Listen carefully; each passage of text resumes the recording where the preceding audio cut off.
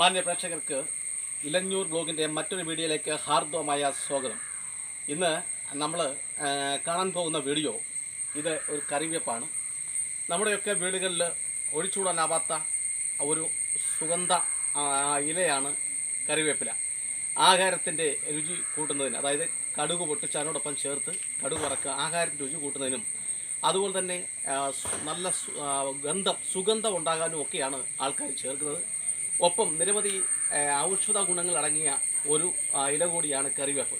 നമ്മളൊക്കെ കറിവേപ്പ് വെച്ച് പിടിപ്പിക്കുന്നുണ്ടെങ്കിലും പലവിധ കാരണങ്ങളാൽ ഇത് നശിച്ചു പോകുന്നതായിട്ടാണ് കാണുന്നത്. അതുപോലെ തന്നെ രോഗകീടബാധകൾ ഒഴിവാക്കാനും നല്ല രീതിയിൽ കറിവേപ്പില നമുക്ക് ലഭ്യമാകാനും എങ്ങനെയാണ് അവയെ പരീക്ഷിക്കേണ്ടത്, അതിൻ്റെ വളപ്രയോഗ രീതികൾ എന്നൊക്കെയാണ് ഈ വീഡിയോയിലൂടെ നമ്മുടെ പ്രേക്ഷകരുമായിട്ട് നമ്മൾ പങ്കുവെക്കുന്നത്. അതുപോലെ തന്നെ ഈ തമിഴ്നാട്ടിൽ നിന്നുമൊക്കെ വരുന്ന കറിവേപ്പില വ്യാപകമായി നമ്മൾ കടകളിൽ നിന്ന് വാങ്ങിക്കുന്നുണ്ട്.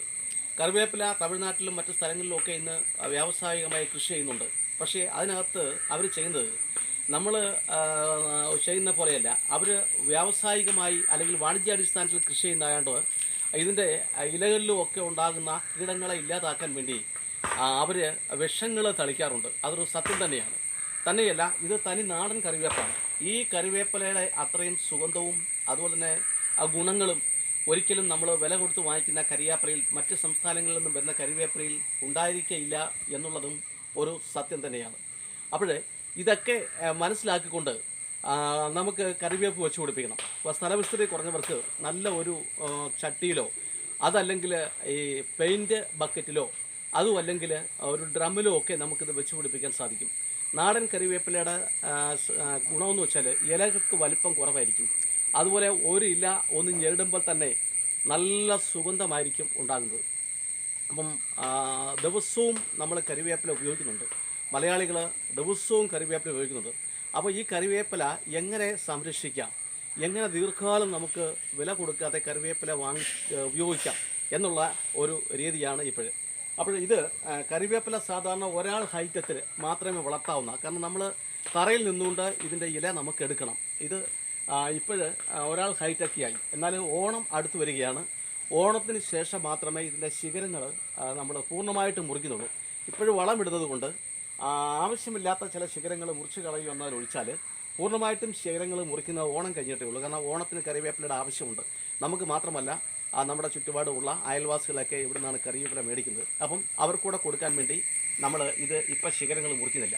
കറിവേപ്പ് വളർത്തുന്നവരെ ഒരാൾ ഹൈറ്റിൽ കൂടുതൽ കറിവേപ്പ് വളർത്തരുത്. അതുപോലെ തന്നെ കറിവേപ്പില നമ്മൾ എടുക്കുമ്പോൾ ശ്രദ്ധിക്കേണ്ട ഒരു കാര്യം എന്ന് പറഞ്ഞാൽ ഇതിപ്പോൾ കറിവേപ്പിലയാണ്.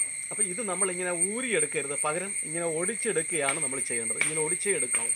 അപ്പോൾ വീണ്ടും പൊട്ടിക്കിളിച്ച് വരും. ഇത് വളരെ ശ്രദ്ധിക്കേണ്ട ഒരു കാര്യമാണ്.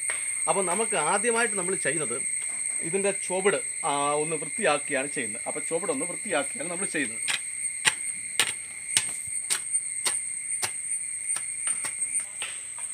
കറിവേപ്പിൻ്റെ തടം ശരിയായി. അപ്പോൾ ഈ തടത്തിൻ്റെ പ്രത്യേകത എന്ന് വെച്ചാൽ ഈ കറിവേപ്പ് തിടലേ നിൽക്കുന്നതുകൊണ്ട് ഇത്തരത്തിലൊരു തടമാണ് ഉചിതം. ഇങ്ങനെ എടുക്കാനേ പറ്റൂ. അപ്പുറത്തോട്ട് വൃത്തത്തിൽ തടമെടുക്കാൻ ഒക്കത്തില്ല. ഇങ്ങനൊരു വൃത്തം. കരിവേപ്പിൻ്റെ വേര് പടലം വളരെ ശക്തമാണ്. അതുകൊണ്ട് എത്ര അകലെ വളമിട്ടാലും കറിവേപ്പ് അത് വലിച്ചെടുക്കും. അതുപോലെ പ്രിയപ്പെട്ടവരെ, ഇലഞ്ഞൂർ ബ്ലോഗിൻ്റെ വീഡിയോകൾ എന്ന് പറയുമ്പോൾ നമ്മുടെ കൃഷിയെപ്പറ്റിയും നമ്മുടെ ചുറ്റുമുള്ള പച്ചമരുന്നുകളെ പറ്റിയുമാണ്. ഇത്തരത്തിലുള്ള അറിവുകൾ ശേഖരിക്കാനും ഇത്തരത്തിലുള്ള വീഡിയോ നിങ്ങൾക്ക് ഇഷ്ടമെങ്കിൽ ദയവായി, ആദ്യമായിട്ടാണ് ഞങ്ങളുടെ യൂട്യൂബ് ചാനൽ നിങ്ങൾ കാണുന്നതെങ്കിൽ ദയവായി ലൈക്ക് ചെയ്യണം, ഷെയർ ചെയ്യണം, സബ്സ്ക്രൈബ് ചെയ്യണം. അതുപോലെ തന്നെ ഇതിനോടൊപ്പം ഉള്ള ബെല്ലൈക്കൺ അമർത്താമെങ്കിൽ ഞങ്ങളിടുന്ന വീഡിയോകൾ അപ്പോഴപ്പോൾ നിങ്ങൾക്ക് ലഭിക്കുന്നതാണ്. എല്ലാവരുടെയും പൂർണ്ണമായ പിന്തുണ ഞങ്ങൾ പ്രതീക്ഷിക്കുന്നു. അപ്പോൾ അങ്ങനെ നമുക്ക് വളമിടാം. നമ്മൾ ആദ്യമായിട്ട് ഇടാൻ പോകുന്നത് എല്ലുപൊടിയാണ്. എല്ലുപൊടി നമുക്കറിയാം, കറിവേപ്പിൻ്റെ വേരുകൾ വളരെ ശക്തി പ്രാപിക്കുന്നതിനും അതുപോലെ തന്നെ നല്ല രീതിയിൽ ഇലകൾ കിളിച്ച് വരുന്നതിനുമാണ് എല്ലുപൊടി നമ്മൾ ചേർക്കുന്നത്. നമ്മൾ എല്ലുപൊടി ചേർക്കും. രണ്ടാമത് നമ്മൾ ഇടുന്നത് വേപ്പിൻ പിണ്ണാക്കാണ്. വേപ്പിൻ പിണ്ണാക്ക്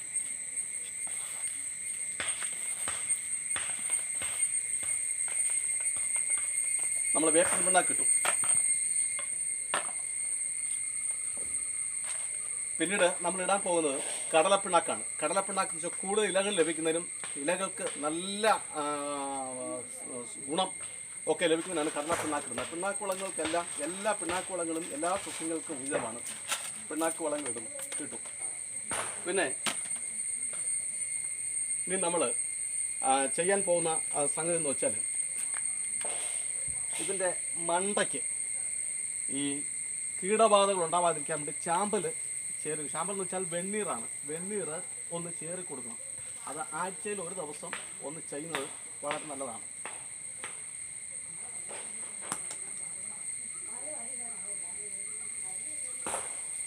ഇത് ചെയ്ത് കഴിഞ്ഞ് ഇനിയും നമ്മൾ കുറച്ച് മണ്ണ് നമ്മളിട്ട ഈ വളത്തിൻ്റെ മുകളിൽ കുറച്ച് മണ്ണിട്ട് കൊടുക്കുകയാണ്.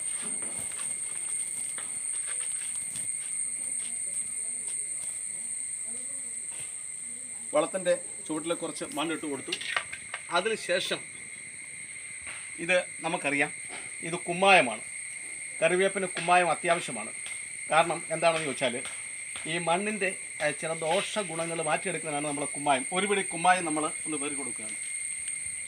ഒരിക്കലും കുമ്മായം വിതറുമ്പോൾ സസ്യങ്ങളുടെ തടികളിൽ മുട്ടാതിരിക്കാൻ, ഇലകളിൽ വീഴാതിരിക്കാനൊക്കെ ഒന്ന് പ്രത്യേകം ശ്രദ്ധിക്കേണ്ടതുണ്ട്.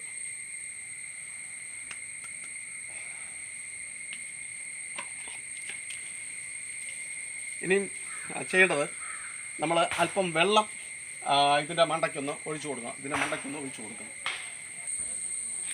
കുമ്മായം വിതറിന് ശേഷം കുമ്മായത്തിൻ്റെ മുകളിലായിട്ട് വെള്ളം ഒഴിച്ചു കൊടുക്കണം. അതുപോലെ പ്രത്യേകം ശ്രദ്ധിക്കേണ്ട ഒരു കാര്യമുണ്ട്. കുമ്മായം നല്ല മഴയുള്ള സമയങ്ങളിൽ മാത്രമേ സസ്യങ്ങൾക്ക് ഇട്ട് കൊടുക്കാവൂ. അല്ലാത്ത ദിവസങ്ങളിൽ സസ്യങ്ങൾക്ക് ഇട്ട് കൊടുക്കരുത്. പിന്നെ അത്യാവശ്യം ഇടണമെങ്കിൽ വെള്ളത്തിൽ കലക്കി മാത്രമേ ഇടാവൂ. ഇതിപ്പോൾ മഴ ഉണ്ടായിട്ട് പോലും ഇതിൻ്റെ മുകളിൽ, ഈ കുമ്മായത്തിൻ്റെ മുകളിൽ വെള്ളം തളിച്ചു കൊടുക്കുകയാണ്. വെള്ളം തളിച്ചു. കാരണം മണ്ണുകൾ ഈ കുമ്മായം ഇട്ടെങ്കിൽ മാത്രമേ മണ്ണിൻ്റെ ചില ദോഷങ്ങൾ മാറത്തുള്ളൂ. ഇനി നമ്മൾ ചെയ്യാൻ പോകുന്നത് ഇത് തോലാണ്. പ്രത്യേകിച്ചും വട്ടയില എല്ലാ സസ്യങ്ങൾക്കും ആവശ്യമുള്ള ഒരുപാട് പോഷക ഗുണങ്ങൾ അടങ്ങിയിട്ടുണ്ട്. വട്ടയില കിട്ടാനില്ലെങ്കിൽ കുഴപ്പമൊന്നുമില്ല. കരിയിലയോ അതുപോലെ തെങ്ങിൻ്റെ ഓല ഉണങ്ങിയതോ എന്തെങ്കിലും ഇട്ട് കൊടുത്താൽ മതി. ഇതൊന്നുമില്ലെങ്കിൽ ചകിരി വെള്ളത്തിലിട്ടതിന് ശേഷം അതിൻ്റെ കറ കളഞ്ഞതിന് ശേഷം തൊണ്ടോ ചകിരിയോ ഇട്ടാലും മതി. ഇങ്ങനെ ഇട്ട് കൊടുക്കണം.